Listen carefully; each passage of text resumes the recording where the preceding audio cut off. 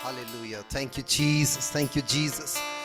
जैसे मूसा के लिए परमेश्वर ने लाल समुद्र को दो भाग किया, हमारे जीवन में भी परमेश्वर बहुत से रास्तों को खोलने जा रहा है 2022 में। आमीन, आमीन। Thank you Jesus, hallelujah, hallelujah, hallelujah, hallelujah. Thank you Jesus, thank you Jesus, thank you Jesus. Hallelujah, hallelujah. धन्यवाद यीशु, धन्यवाद यीशु। Thank you Jesus, thank you Jesus.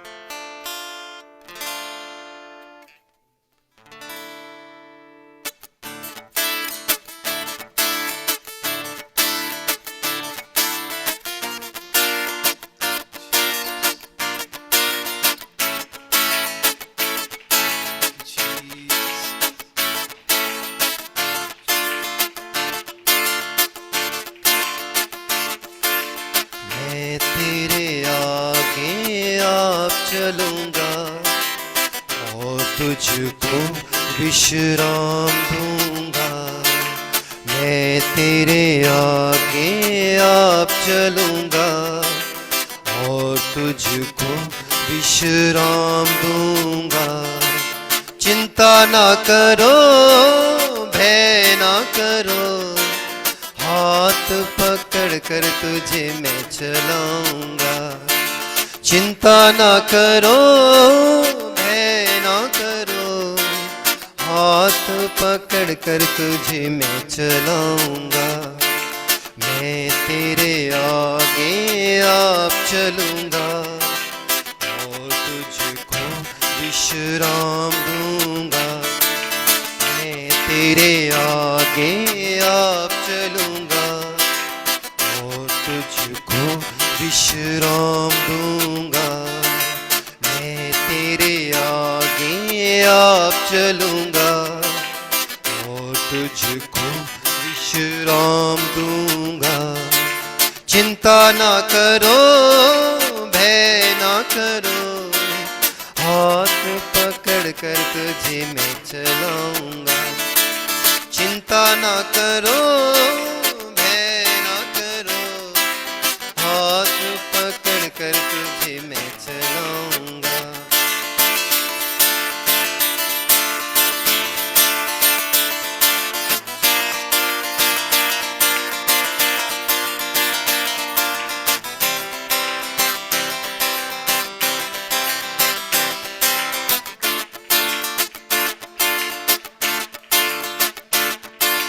लाल समुंदर तेरे लिए रास्ता खोलेगा, शैतान की सारी सेना नाश हो जाएगी।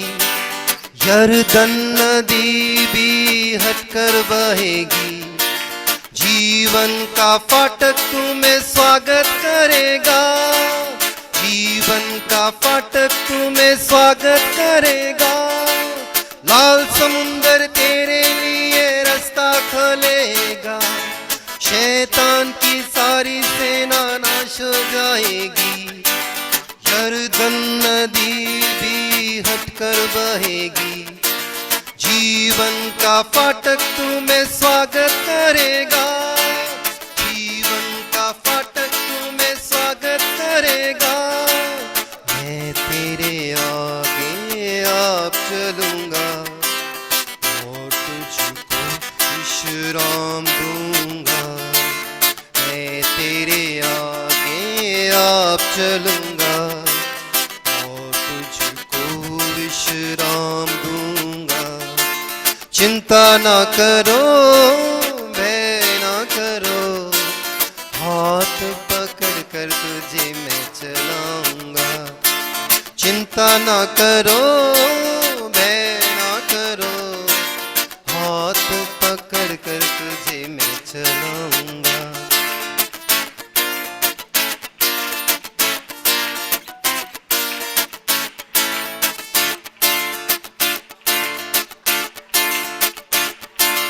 तेरे के निकट दुख ना आएगा, मार्गों में दूत तेरी रक्षा करेगा। पाँव में पत्थर से ठेस ना लगे, स्वर्गदूत हाथों में उठा ले जाएगा। स्वर्गदूत हाथों में उठा ले जाएगा, तेरे के निकट दुख ना आएगा, मार्गों में दूत तेरी रक्षा करेगा, पाँव में पत्थर से ठेस ना लगे, स्वर्गदूत हाथों में उठा ले जाएगा, स्वर्गदूत हाथों में उठा ले जाएगा, मैं तेरे आगे आप चलूंगा और तुझको विश्राम दूंगा, मैं तेरे आगे आप चलूंगा और तुझको विश्राम दूंगा, चिंता ना करो भय ना करो, हाथ पकड़ कर तुझे मैं चलाऊंगा, चिंता ना करो भय ना करो, हाथ पकड़ कर तुझे मैं चलाऊंगा।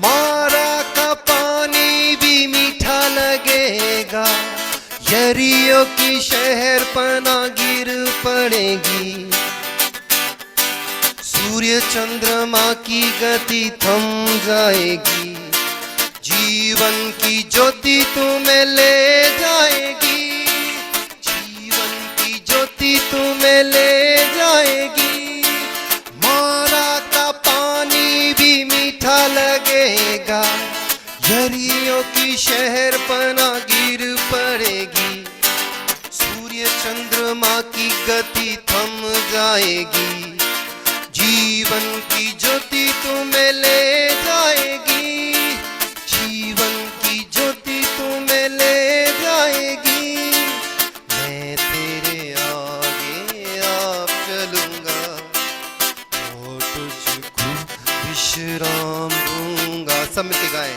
मैं तेरे आगे आप चलूंगा और तुझको विश्राम दूंगा, चिंता ना करो भय ना करो, हाथ पकड़ कर तुझे मैं चलाऊंगा, चिंता ना करो भय ना करो, हाथ पकड़ कर तुम्हें मैं चलाऊंगा, चिंता ना करो भय ना करो, हाथ पकड़ कर तुझे मैं चलाऊंगा। Lord hallelujah. प्रभु यीशु के नाम में सबको प्रेमी सलाम देता हूँ। आज इस प्रभुवार का दिन, हफ्ते के पहला दिन, पुनरुत्थान के दिन, पुनरुत्थान की सामर्थ्य के साथ प्रभु के सामने खड़ा होने के लिए प्रभु ने सहायता किया। आज प्रभु की आराधना करने के लिए प्रभु ने इकट्ठा किया। मैं परमेश्वर की धन्यवाद करता हूँ। भला करने वाला परमेश्वर हमारा परमेश्वर, परमेश्वर के वचन के अनुसार प्रभु जो करता है सब भलाई के लिए करता है, बुराई के लिए कुछ नहीं करता है। आज प्रभु की आशीष हमारे बने रहने के लिए हम प्रार्थना करें। देश से आप सबको मालूम, मेरा छोटा भाई बहुत सीरियस कंडीशन में अमेरिका में है। मैंने कल ऐसे प्रार्थना किया, उनका चंगाई के लिए मैंने प्रार्थना नहीं किया। मैंने कल रात को ही प्रार्थना की, प्रभु तेरी मर्जी है तो तू उनको अपने पास बुला ले, क्योंकि बहुत क्लेश, बहुत कष्ट सहन कर रहा है। पहली बार मैंने ऐसे कल प्रार्थना की इतने सालों के अंदर। हमको देखने के लिए, मिलने के लिए अवसर मिले ना मिले, प्रभु तेरी मर्जी पूरा कर। मैं इन दिनों में ऐसे प्रार्थना करता हूँ, प्रभु अपनी मर्जी को पूरा कर, हमारी इच्छा नहीं, तू जो चाहे वैसे ही होने चाहिए। हम प्रभु के स्वस्ति में बैठे हुए हैं, परमेश्वर के वचन हमारे लिए है। वे आशीष का, अनुग्रह का, भलाई का वचन हमारे से प्रभु बात करने पाए। आज परमेश्वर के वचन से एक बात बोलकर मैं जल्दी बैठना चाहता हूँ। इब्रानियों की खत उसके 12 अध्याय के पहले 3 आयत पढ़े। हम सब पढ़ा हुआ, हमको सबको मालूम है। इस आयत को जिंदगी में कई बार हमने पढ़ चुका है, प्रचार कर चुका है, सुन चुका है, लेकिन वापस उसी आयत को मैं आपके सामने रखना चाहता हूँ। इब्रानियों की खत 12 अध्याय उसके पहला 3 आयत जरा पढ़िए। इस कारण जबकि गवाहों का ऐसा बड़ा बादल गवाहों का ऐसा एक बादल हमको घेरे हुए है, तो आओ हर एक रोकने वाली वस्तु आओ हर रोकने वाले वस्तु और उलझाने वाले पाप को और उलझाने वाले पाप को दूर करके या छोड़कर वह दौड़ जिसमें हमें दौड़ना है, वह दौड़ जिससे हमको दौड़ना है, धीरज से दौड़ो और विश्वास की कर्ता और सिद्ध करने वाले यीशु की ओर ताकते रहे। यीशु को ताकते रहो, जिसने उस आनंद के लिए जैसे उस आनंद के लिए जो उसके आगे धरा हुआ था लज्जा की कुछ चिंता न करते क्रूस का दुख सहा और परमेश्वर के सिंहासन के दाहिने क्रूस को सहा और परमेश्वर के सिंहासन के दाहिने ओर जा बैठा। प्रभु यीशु मसीह की मैं धन्यवाद करता। इब्रानियों के खत प्रेरित पौलुस ने इब्रानियों के लिए, यहूदियों के लिए लिखा हुआ है। यहूदी विश्वासियों के लिए पौलुस ने पत्र लिखा है। इस पत्र के अंदर लेखक का कोई नाम नहीं दिया है, कोई प्रश्न में नहीं दिया हुआ है, लेकिन वेद शास्त्रियों के या विज्ञानों का अनुसार पौलुस ने पत्र लिखा है। पौलुस पत्र के अंदर इस्राएल जाति के जीवन के बारे में बहुत कुछ बातें, व्यवस्था के बारे में लिखा हुआ है। इब्रानी 12 अध्याय पहले आयत में ऐसे लिखा, ऐसे बादलों का एक झुंड हमारे चारों तरफ खड़ा है। ये बादल या ये झुंड कौन सा है? उसकी 11 अध्याय के अंदर जितने लोगों को वर्णन दिया हुआ है उन सब हमारे लिए है। हम एक बादल उनके बीच में खड़ा हुआ है। इनमें से कुछ लोगों को मैं आपके सामने रखना चाहता हूं। उसमें से एक व्यक्ति है योसेफ। पवित्र शास्त्र के अंदर आदर्श योग्य मानने वाला 2 व्यक्ति का चरित्र इसमें इतिहास दिया हुआ है। एक तो जोसेफ और दूसरा दानियल। कईयों का नाम दिया, विश्वास की करता अब्राहम का नाम दिया हुआ है, हाबिल का नाम दिया हुआ है, कई पुराने व्यक्तियों का नाम दिया हुआ है, लेकिन सबसे ज्यादा परमेश्वर की इच्छा के अनुसार, परमेश्वर की वचन के अनुसार अपने आप को प्रभु के हवाले में रहते हुए पवित्र में से 2 जन में मैं आपके सामने कहना चाहता हूं। एक तो जोसेफ और दूसरा दानियल। योसेफ का जीवन चरित्र, जोसेफ का जीवन एक पवित्रताई, जोसेफ का जीवन प्रतिकूल परिस्थिति में भी परमेश्वर की उपस्थिति में खड़ा रहा। दानियल परमेश्वर की आराधना करने में, परमेश्वर से में खड़ा रहने में विश्वास से हिम्मत के साथ रहा। योसेफ का जीवन आज के तमाम जवानों के लिए एक आदर्श, एक नमूना होना चाहिए। योसेफ का जीवन के चरित्र को मालूम है, इतिहास मालूम है। योसेफ का जब जन्म हुआ तब याकूब लाबान के घर में था। वहां याकूब सुखाता है, मैं अब मेरे घर के लिए कुछ करूं। इतिहास मालूम है। योसेफ जब अपने पिता के घर से आशीष लेकर अपने बड़े भाई से डर के मारे भाग गया था, उनके मामा लाबान के घर चला गया वतनाराम में। वहां जाकर के वहां रहा। वहां उसने 2 शादी किया, लेया और राहेल। इन दोनों को शादी करके उसने सबसे ज्यादा उनकी छोटी बीवी से प्यार किया था। उसमें से पहला लड़का उत्पन्न हुआ था योसेफ। जो योसेफ उत्पन्न हुआ तब याकूब अपने परिवार के बारे में, अपने पुरखाओं के देश के बारे में सोचने लगा, वापस लौटने की इंतजार करते रहा। ऐसे उनका बच्चों को लेकर के वहां से कनान देश आने के लिए निकला, वहां आकर रहना शुरू किया। तुमको मालूम है इतिहास, 12 पुत्रों में से जोसेफ को याकूब सबसे ज्यादा प्यार करता था। 12 बेटे थे, सबसे ज्यादा प्यार याकूब योसेफ से करता था। योसेफ पिता के पास रहते थे, पिता के पास रहकर पिता की इच्छा का पूरा करते थे। लेकिन एक दिन योसेफ ने एक स्वप्न देखा। वो स्वप्न सुनते हुए भाई लोग उसे घृणा करना शुरू किया। योसेफ ने स्वप्न देखा, मालूम है स्वप्नों के बारे में 2 स्वप्न देखा।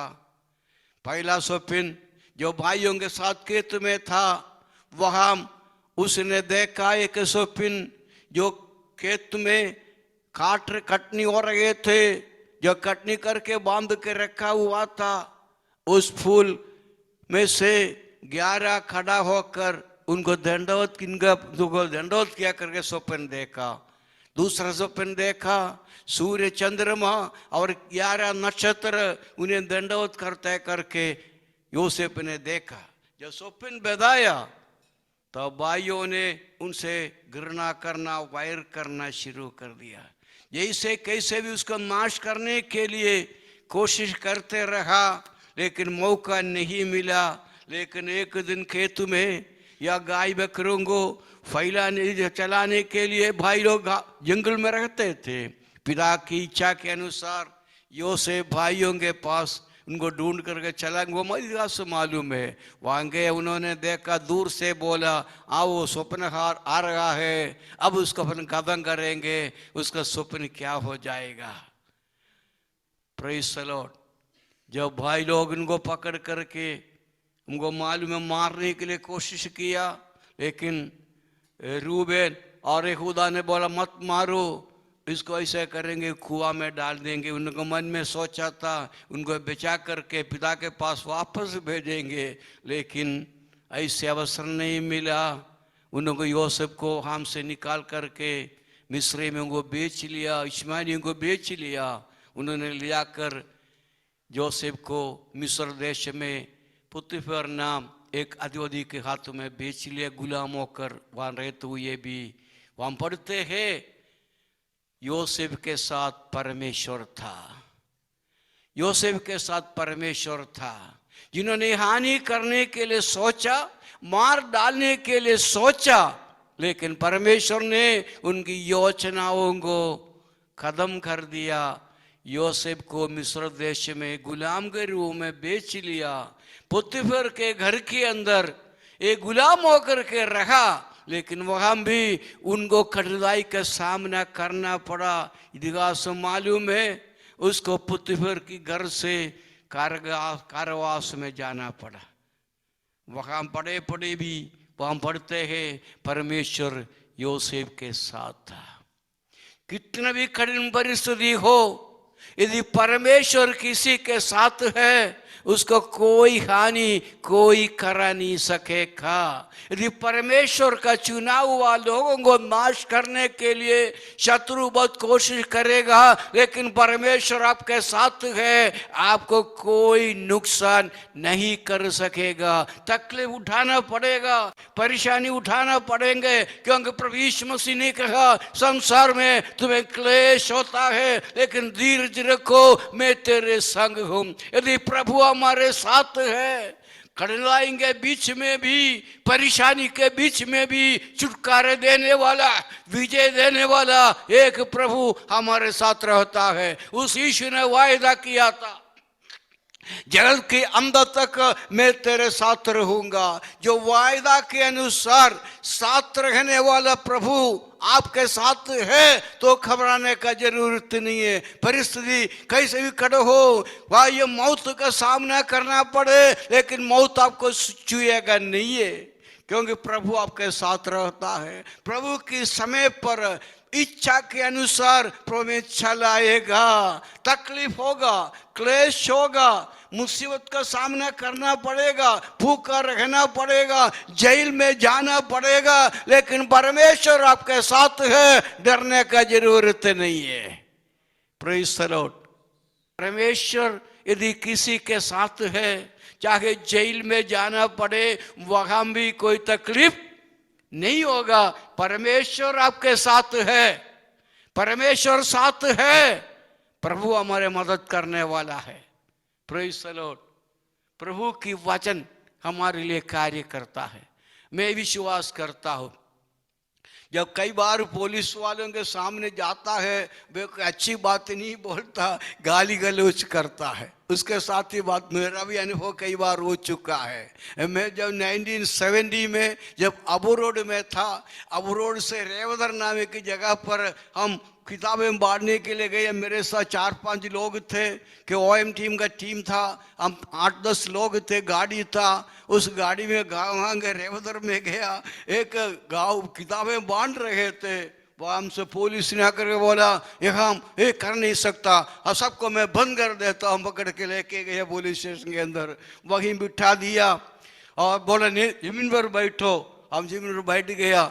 वहाँ बैठ करके हमने खुशी के साथ आने के बैठा, पर 1 घंटे बैठा। मैंने बोला मुझे अभी एक फ़ोन करना है, कर सकते? आजकल उस दिन फ़ोन का, पुलिस का किसी का फ़ोन नहीं था, मोबाइल नहीं था, एक फ़ोन करने के नहीं दे सकते हो? तो उसने नहीं दे सकता, हमारे थानेदार अभी आएगा, उसके बाद बात करेंगे। जब थानेदार आया, वो बहुत उसके साथ बोले, तुम लोग सब हिंदुस्तान में ऐसा गलत काम करते हैं, उनको छोड़ूंगा नहीं है करके बहुत गाली गलौज की है। मैंने बोला देखो, मुझे एक फ़ोन करना की अनुमति आपको देना ही पड़ेगा, इधर नहीं तो बाहर जाके मैं करूँगा फ़ोन, मुझे अनुमति दे दो। उस थानेदार ने गाली के साथ बोला जाओ फ़ोन करके आओ। मैंने जब बाहर जाके एक फ़ोन किया, उस टाइम पर नेशनल पुलिस अकादमी मुंडाऊ में था, वहाँ जो आजकल का मनोज एब्राहम का पिताजी उसी ऑफिस में था। मैंने इनको फ़ोन करके बोला हमें यहाँ स्टेट में बिठाया हुआ, इसने कोई बात नहीं, मैं अभी बात करता हूँ। फ़ोन देख दिया। 15 मिनट के बाद जब मैं थानेदार के पास पहुँचा, थानेदार ने बोला साहब गलती हो गई हमसे, हमको मालूम नहीं था। मैंने बोले क्या हो गया है?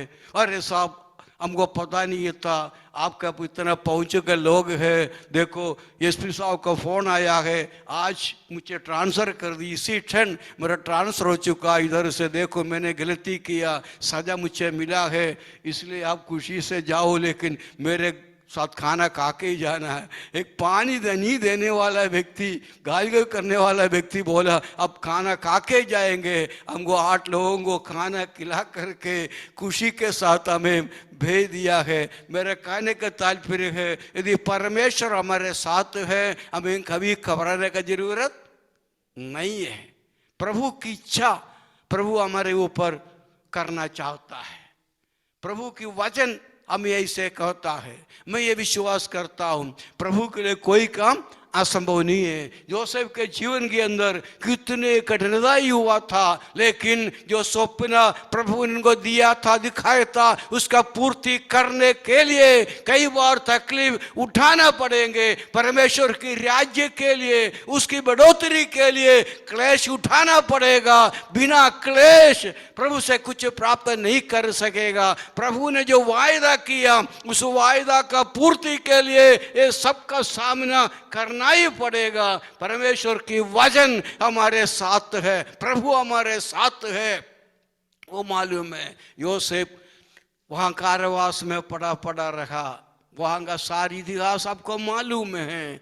वहाँ प्रभु के 2 लोगों ने स्वप्न देखा, एक उनको खाना खिलाने वाले, दाखरस पिलाने वालों ने स्वप्न देखा, उसका अर्थ उनको मालूम नहीं। योसेफ ने स्वप्नों का अर्थ बताया, उसके अनुसार उनका दोनों के साथ हुआ। आप इतिहास पढ़ के देख, प्रति पुस्तक पढ़ करके देख लेना। उसके बाद फरौन ने स्वप्न देखा, उसका अर्थ बताने वाला कोई नहीं था, निराश हुआ। फरौन बड़ा दुखी हुआ, क्या स्वप्न अर्थ क्या है? तब परमेश्वर का वचन के अनुसार योसेफ को महल में बुलाया गया, कारावास में से सीधा महल में बुलाया गया। प्रभु के लोगों, परमेश्वर ऐसे रास्ता ढूंढता है, ऐसे अवसर देता है। जगह निंदित होकर वहां बड़ा रहा था, उसी अवस्था से उठाकर महल में लेके आया। अर्थ बताया, हमको मालूम है फरोह ने 2 स्वप्न देखा था, दोनों का अर्थ योसेफ ने बताया, उसी के अनुसार काम होने लगा। योसेफ फरोह के घर का अधिकारी बन गया है। ये प्रभु के काम। यदि प्रभु ने आपको चुन लिया है, प्रभु ने आपको चुना हुआ है, जिस जगह से उठाकर ऊंचे पर बिठाने वाला परमेश्वर है। प्रभु के लिए कोई काम असंभव नहीं है। वहां बैठे हुए योसेफ अपने भाइयों के लिए, अपने पिताजी के लिए अनुग्रह का कारण बन गया है। भाइयों ने सोचा योसेफ मर गया है, वो जिंदा नहीं है। उसने जाकर के बोला योसेफ मर गया, जिंदा नहीं है। लेकिन एक दिन योसेफ के सामने जब खड़ा होना पड़ा, प्रेज़ द लॉर्ड, हालेलुया, तब भाइयों की अवस्था क्या होगा? परमेश्वर के लिए सच्चाई के साथ, पवित्रताई के साथ खड़े होने वाले व्यक्ति को नाश करने के लिए शैतान कोशिश करेगा। योसेफ को स्वप्न को नष्ट करने के लिए, उसको जीवन में अभद्रता डालने के लिए शैतान ने कोशिश किया, लेकिन परमेश्वर योसेफ के साथ रहा। उसने कोई पाप नहीं किया, उसने कोई छल नहीं किया, अपने बचाव के लिए कुछ भी नहीं किया। चाहे दुख उठाने के लिए तैयार हो गया है, जेल में जाने के लिए तैयार हुआ है, लेकिन जेल से उठाकर राजमहल में फरोह के साथ बिठाने के लिए अवसर प्रभु आपको देता है। ये प्रभु का वचन है। आपको खत्म करने के लिए शैतान कोशिश करेगा, लेकिन विश्वास की कर्ता और सिद्ध करने वाला यीशु की ओर ताकते रहो। क्लेशों के बीच में से छुटकारे देने वाला प्रभु आपके साथ है। आपको बचाने के लिए, हर कठिन परिस्थिति से बचाने के लिए प्रभु आपके साथ है। इस प्रभु की वचन हमारे लिए है। हमको एक ही जगह देखना, सिद्ध करने वाला यीशु की ओर देखना। हमारे लिए दुख उठाया, हमारे लिए क्रूस को सहन कर दिया है। जो दुख हमको उठाना था, जो क्रूस हमको लेना था, यीशु मसीह ने हमारे लिए उठा लिया है। उनकी खोड़े खाने से हमें चंगाई मिला है, उसको खोड़े खाने से हमें चंगाई मिला है। हमारे सारे दर्द उसने अपने ऊपर उठा लिया है। Praise the Lord, hallelujah. जो दर्द, जो निंदा मैं सहन करना था, मेरा प्रभु यीशु ने उठा लिया है। Praise the Lord. जितना दुख यीशु ने उठाया, कालवरी का क्रूस माने निंदनीय। उस दिनों में एक व्यक्ति के लिए क्रूस पर चढ़ाना इतना निंदनीय था। ऐसे बड़े पाप करने वाले, गलत करने वाले को भी चढ़ाते थे, लेकिन यीशु ने कोई पाप नहीं किया, कोई पाप नहीं किया। यशायाह 53 अध्याय में लिखा हुआ है, उसने कोई पाप नहीं किया। उनकी जुबान से कोई गलत शब्द नहीं निकला, लेकिन उसको मुंह पर थूका, उसको पीटा गया। उसने सहन कर दिया मेरे लिए और आपके लिए। जो क्लेश यीशु ने उठाया मेरे लिए और आपके लिए, हिम्मत के साथ विश्वास का करता उस यीशु की ओर ताकते रहो, उस यीशु की ओर ताकते रहो। जीवन में पुत्रदाई से आगे बढ़ने के लिए प्रभु ने जैसे चाहा वैसे आगे बढ़ने के लिए हमको तैयार रहना है। परमेश्वर का वचन हमारे लिए है। प्रभु हमारा जीवन के भला करने वाला, कभी बुरा नहीं करता है। जो करता है भलाई के लिए करता है। ये विश्वास हमारे अंदर होना चाहिए। हमको मालूम है, मैं हमेशा बोलता हूँ, रोमी 8:28 में लिखा है, प्रभु जिससे प्रेम करता है, जिससे बुलाया हुआ है, उनके लिए सारी बातें मिलकर भलाई को उत्पन्न करता है। आपको बदनाम करने के लिए, आपको परेशान करने के लिए शत्रु कुछ भी रास्ता ढूंढे, लेकिन प्रभु वो भलाई के लिए करता है, बुराई के लिए कभी कुछ नहीं करता। परमेश्वर के वचन के अनुसार प्रभु की ओर देखते रहो, उसकी ओर ताकते रहो। वो विश्वास की करता है, शुद्ध करने वाला, हमारे जीवन में शुद्धता की ओर ले जाने वाला है। उस प्रभु की ओर हमको ताकना है। हमारा परमेश्वर हमारे लिए सब प्रबंध करने वाला, प्रभु की सन्मुख पवित्रताई के साथ, विश्वास सच्चाई के साथ प्रभु की आराधना करे, प्रभु हमारे साथ रहता है। कभी कुड़कुड़ाने का जरूरत नहीं। योसेफ कभी कुड़कुड़ाया नहीं है, इतने तकलीफ उठाया लेकिन उसने कभी भी कुड़कुड़ाया नहीं है। मेरा स्वप्न देखा, क्या हुआ ये पूछा नहीं है, लेकिन प्रभु की इंतजार करते हैं। समय, प्रभु समय पर आपको उठाने के लिए उसके बलवंत हाथ के अधीन रहना है। उनकी समय पर हमें उठाएगा, हमको जल्दीबाजी करने का जरूरत नहीं है। वेट अपॉन द लॉर्ड, यीशु की इंतजार करो, समय पर हमें उठाकर प्रभु हमें रखेगा। हमारा सब भविष्य प्रभु के हाथ में है। समय पर हम कई बार सोचा, मेरे साथ ऐसे क्यों हो रहे, ऐसे क्यों हो रहे, लेकिन निराश मत होना। समय पर सारे प्रबंध करेगा, समय पर सारे रास्ता खोलेगा। समय से पगले कुछ देगा भी नहीं, समय के बाद भी नहीं होगा। प्रभु के ठीक समय पर प्रभु सारे प्रबंध करेगा। ये वचन कहता है, ये विश्वास से वचन है। हम उसमें स्थिर रहना है, प्रार्थना में आगे बढ़ना है, प्रभु की वचन के अनुसार आगे चलना। परिस्थिति कठिन हो जाएगा, प्रश्न बहुत हो जाएगा, लेकिन प्रभु के अधीन रहना, प्रभु की अधीन रहना, वचन को मानना, वचन के अनुसार प्रार्थना में, पवित्रताई में आगे बढ़ना। हमारे हर बातों में प्रभु हमारे साथ रहता है, हमें खाली हाथ कभी नहीं छोड़ता है। हर एक आवश्यकता पूरा करने वाला प्रभु, उसके वचन के अनुसार अपन को जीना है। मैं आज बहुत खुशी के साथ आज ऐसे मैसेज डाला था, आज गल्फ कंट्री से, यूएई से मैसेज डाला, हमको संडे को आराधना के लिए अनुमति मिल चुका है। एक समय था ये में संडे छुट्टी नहीं था, फ्राइडे को आराधना करते थे, लेकिन आज ये दुबई, अबू धाबी, शारजा, उस जगहों में आराधना संडे को शुरू कर दिया है, छुट्टी दे दिया है। फ्राइडे को वर्किंग डेज कर दिया, संडे को, फ्राइडे को काम करना है और संडे को आराधना करो। परमेश्वर ने ऐसे रास्ता खोल करके रखा है। Praise the Lord. Muslim country, Arab country, वहाँ कभी भी क्रिश्चियनों को मान्य देता नहीं है, लेकिन यूएई गवर्नमेंट ने मसीही लोगों को पूरा आज़ादी दिया हुआ है। संडे को आराधना शुरू कर दिया। इस जनवरी 1 तारीख से उनका कानून बदल दिया है। फ्राइडे को छुट्टी हटा करके फ्राइडे को वर्किंग डेज कर दिया है और सैटरडे संडे छुट्टी दे दिया। शारजा में 3 दिन का छुट्टी दे दिया है, फ्राइडे, सैटरडे, संडे, 4 दिन का वर्किंग डेज, बाकी 3 दिन छुट्टी। देखो प्रभु का लोगों को प्रार्थना प्रभु सुनता। कई सालों से, 50 साल से लोग प्रार्थना कर रहे थे हमको संडे को आराधना का अवसर मिले, लेकिन फ्राइडे को आराधना करते थे। प्रभु ने सब बदल दिया है।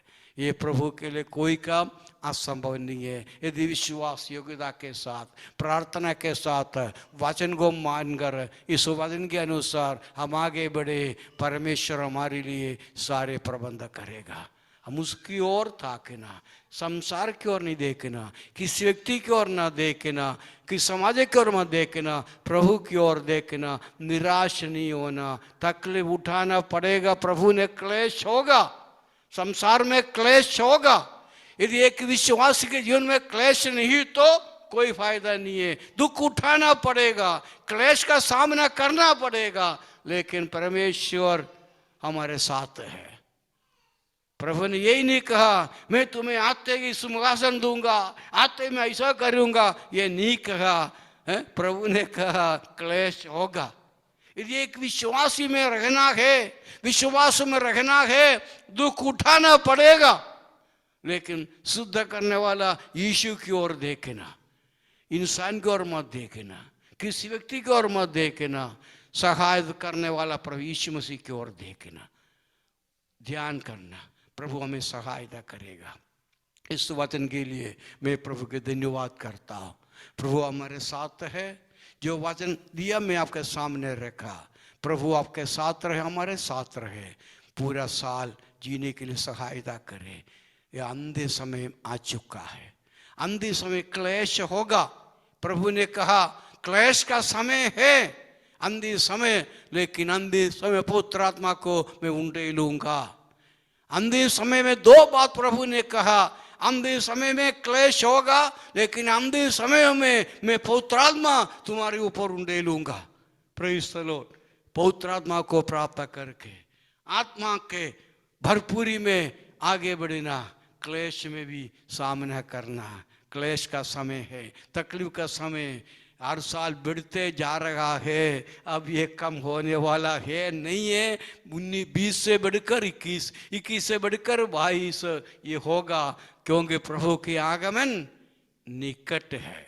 उसके पहले ये सब कुछ होगा, क्लेश होगा, महामारी होगा, भूकंप होगा, कई तकलीफ होगा, लेकिन सबका सामना करते हुए प्रभु के आगमन की इंतजार करना है। कौन सा घड़ी वो आएगा किसी को पता नहीं है, आने वाला आएगा, देर न करेगा। इसलिए वचन के अनुसार वचन को मानकर आगे बढ़ना है। प्रभु हमें सहायता करे। आप